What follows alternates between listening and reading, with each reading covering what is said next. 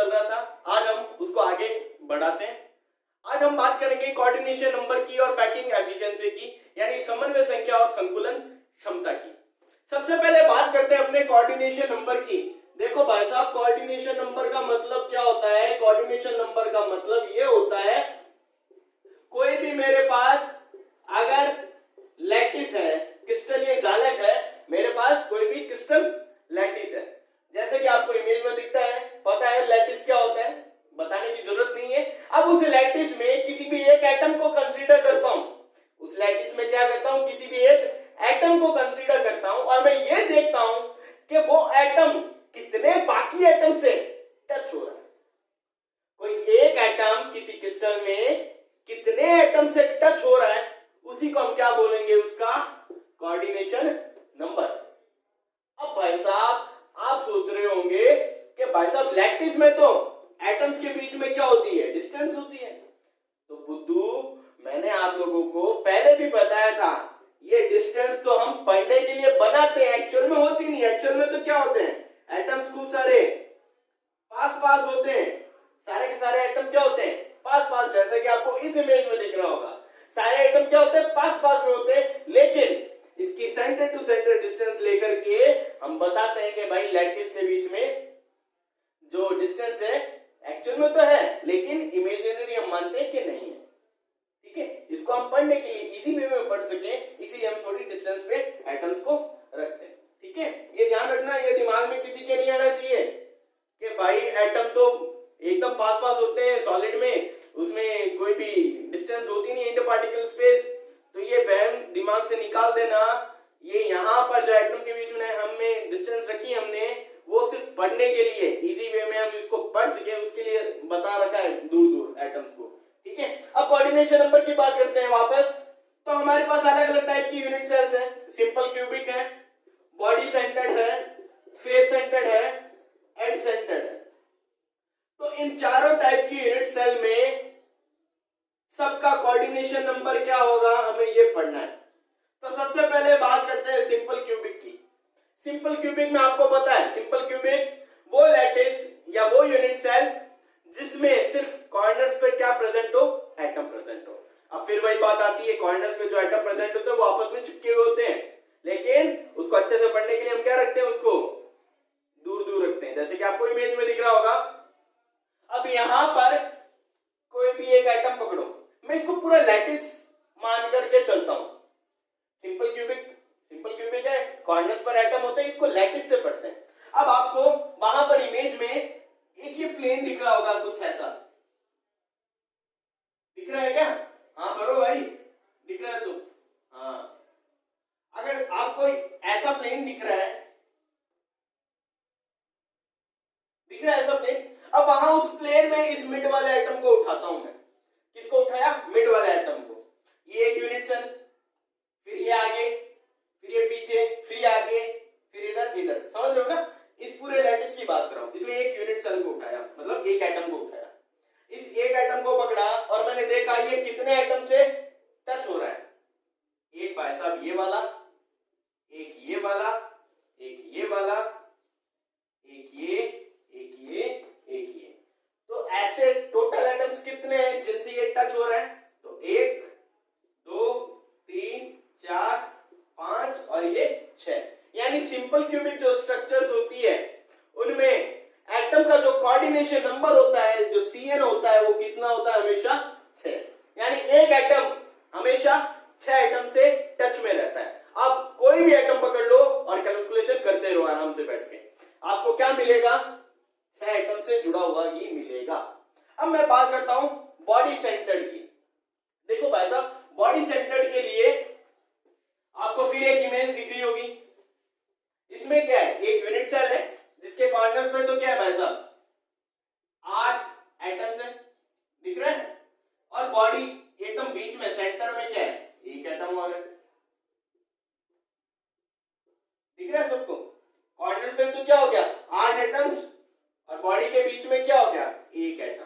अब इस बॉडी वाले को पकड़ो और ये देखो। अब एक्चुअली देखना, ये 4 एटम मैं मानता हूं जैसे 4 बॉल है अपने पास, 4 बॉल को आपस में टच करके प्लेन में रखा। अब वहां पर बीच में जो मेरे पास फिल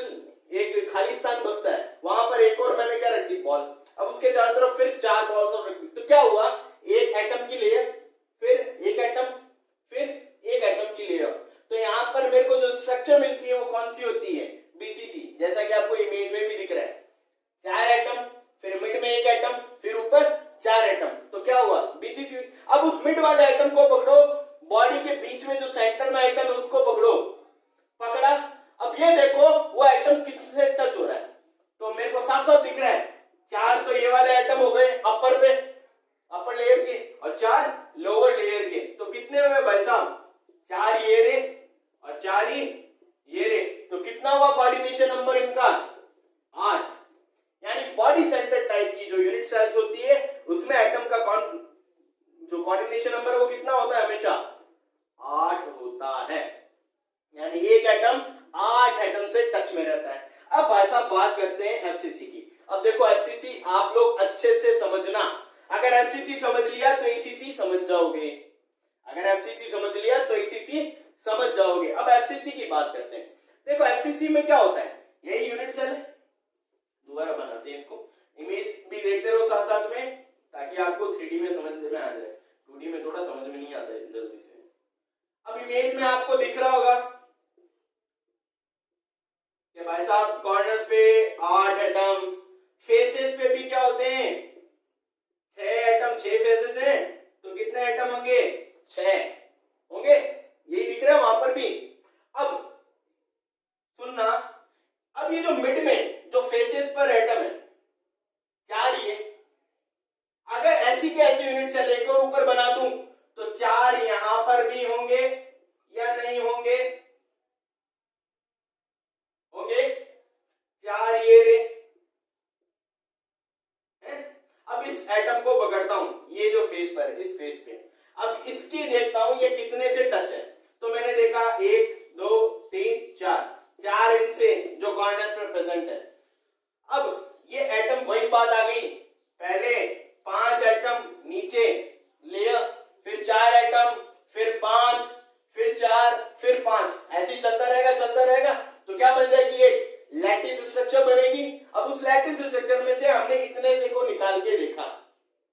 अब यहां पर देखो इस एटम से कितने जुड़ रहे हैं, 1 2 3 4, 2 3 4, फिर ये भी तो जुड़ेंगे इससे, ये भी तो टच में रहेंगे।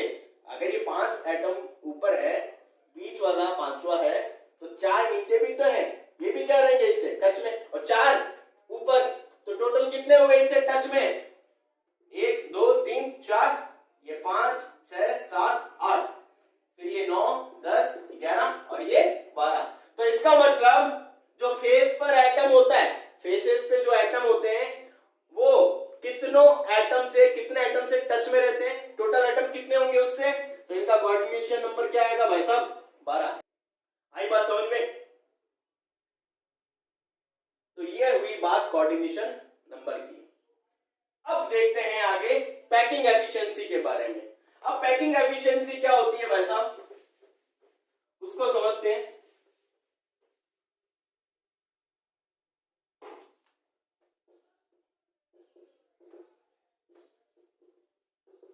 पैकिंग एफिशिएंसी बोल दो या पैकिंग फ्रैक्शन बोल दो, यानी हिंदी में इसे बोलते हैं संकुलन क्षमता। संकुलन क्षमता का मतलब पैकिंग एफिशिएंसी या पैकिंग फ्रैक्शन। देखो हमें पता है मेरे पास एक यूनिट सेल है। अब एक यूनिट सेल को अब यहां पर समझना, 4 एटम नीचे, इसी के ऊपर क्या रखती है मैंने, 4 एटम, सिंपल क्यूबिक की बात कर रहा हूं मैं, 4 एटम नीचे और 4 एटम ऊपर। जब 4 एटम नीचे 4 एटम ऊपर है उस समय यहां पर मिड में थोड़ी सी जगह क्या रहती है, खाली रहती है। अब इन सभी एटम्स के कॉर्नर को मिला दूं तो मेरे को क्या मिलती है, एक कुछ ऐसी यूनिट सेल्स मिलती है, ऐसी सेल मिलेगी। इसके कॉर्नर पे एक एटम, 2 3 4 5 6 7 8, ये तो अभी डिस्टेंस है, लेकिन इन सबको मिला दूं तो क्या दिखेगा मेरे को, 1 2 ये 3 और एक ये 4, फिर इसके ऊपर 4 एटम और होंगे। अगर इसको बड़ा सा बनाऊं मैं तो ये मुझे कुछ ऐसा लगेगा, 4 एटम ये, इसके ऊपर 4 एटम, लेकिन ये बीच में क्या रह गई, जगह खाली रह गई, इसको बोलते हैं रिक्ति यानी वॉइड। तो मैं यहां पर एक बात बोल सकता हूं, किसी भी सिंपल क्यूबिक यूनिट की अगर मैं बात करूं, यहां पर एक एटम का कंट्रीब्यूशन कितना होता है भाई, हमें पता है 1/8 कंट्रीब्यूशन होता है। एक यूनिट सेल में टोटल एटम कितने होते हैं, 8, तो total number of atom per unit cell कितने हो गए, यहां पर 1, यहां पर टोटल नंबर ऑफ एटम पर पर यूनिट सेल कितना हुआ? 1। तो इस पूरे यूनिट सेल में एटम कितना है? 1। क्या इसने पूरी जगह घेर रखी है क्या इस यूनिट सेल की? नहीं, कुछ पार्ट क्या है? खाली है। तो यहाँ पर पैकिंग एफिशिएंसी या पैकिंग फ्रैक्शन का मतलब ये होता है, कोई भी यूनिट सेल हो या कोई भी क्रिस्टल हो, उसमें जो यूनिट सेल्स होती है, उसमें जो एटम प्रेजेंट होते हैं, उसमें जो एटम प्रेजेंट होते हैं, वो जितनी यूनिट सेल का वॉल्यूम ऑक्यूपाई कर पाते हैं, जितनी यूनिट सेल का वॉल्यूम ऑक्यूपाई कर पाते हैं, वही उनकी क्या होती है? पैकिंग एफिशिएंसी होती है, पैकिंग फ्रैक्शन होता है, या इसे बोलते हैं हम संकुलन क्षमता। जितना आयतन घेर पाएंगे वही क्या होगी? उनकी संकुलन क्षमता होगी। अब हमें पता है कि भाई साहब, जब यहाँ पर कंट्रीब्यूशन सिर्फ एक एटम का है, तो एक एटम तो यही आ जाएगा, बाकी पार्ट क्या रहेगा? खाली। जैसे कि ये आपको पता है, तो यहाँ पर ये बाकी पार्ट क्या रहता है? खाली। ये खाली किसकी वजह से हुआ? क्योंकि यहाँ पर क्या मिल गया इसको? गड्ढा मिल गया, जिसको हिंदी में क्या बोलते हैं? रिक्ति या वॉइड। अब इस वॉइड की वजह से मैं ये बोल सकता हूं, किसी भी सॉलिड की, किसी भी क्रिस्टल की एफिशिएंसी या पैकिंग एफिशिएंसी 100% कभी नहीं होगी। अब यहां पर सुनना, जब आप एफिशिएंसी बोलते हो तो इसको 100% पढ़ लोगे, जब आप फ्रैक्शन बोलते हो तो इसको पॉइंट्स में लोगे, समथिंग। अब हमें पैकिंग एफिशिएंसी का फॉर्मूला पढ़ना है। फॉर्मूला पढ़ने के लिए क्या है, आप लोगों को सिंपल सी मैथ्स लगानी है। हाँ भैया, फॉर्मूला देखते हैं, पैकिंग फ्रैक्शन या पैकिंग एफिशिएंसी क्या होती है। फॉर्मूले में देखो क्या लेना है, हमें 2 वॉल्यूम्स का रेशियो लेना है, ठीक है। अब वो रेशियो किस किस का होगा, हमें ये देखना है कि भाई उस लैटिस में जो एटम्स है उन्होंने कितना स्पेस घेर रखा है, कितना वॉल्यूम ऑक्यूपाई कर रखा है। तो मैं यहां पर लिखूंगा volume occupied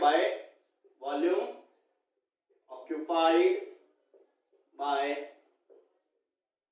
atoms upon volume of unit cell.